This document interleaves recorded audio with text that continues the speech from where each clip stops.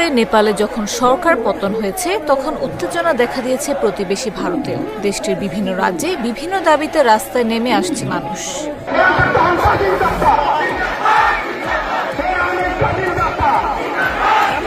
গত মঙ্গলবার চাকরি প্রত্যাশীদের আন্দোলনে অচল হয়ে পড়েছিল বিহারের বিভিন্ন এলাকা।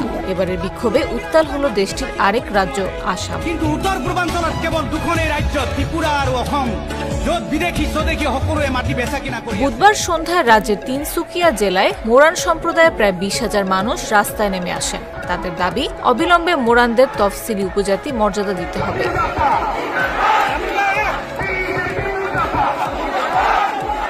অল মোরান স্টুডেন্টস ইউনিয়নের নেতৃত্বে এই বিক্ষোভ শুরু হয় তালা, কাকোপাথার ও মার্ঘেরিটায় ধারাবাহিক কর্মসূচির মাধ্যমে।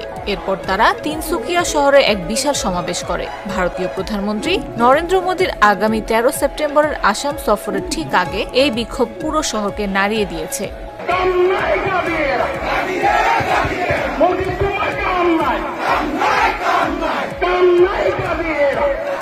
এদিন কড়া নিরাপত্তার মধ্যে বিক্ষোভ মিছিল শুরু হয় বরগুড়ি ইন্ডাস্ট্রিয়াল ট্রেনিং ইনস্টিটিউটের মাঠ থেকে। নারী পুরুষ নির্বিশেষে বিপুল সংখ্যক মানুষ এতে অংশ নেয়।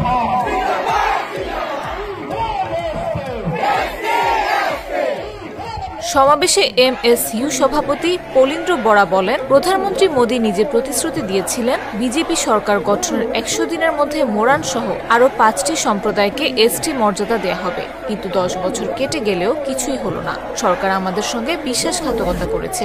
2026 সালে নির্বাচনের আগে যদি আমাদের এসটি মর্যাদা ও 6ষ্ঠ তফসিলভুক্ত স্বায়ত্তশাসনের দাবি পূরণ না হয়, আমরা আরো তীব্র আন্দোলনে যাব।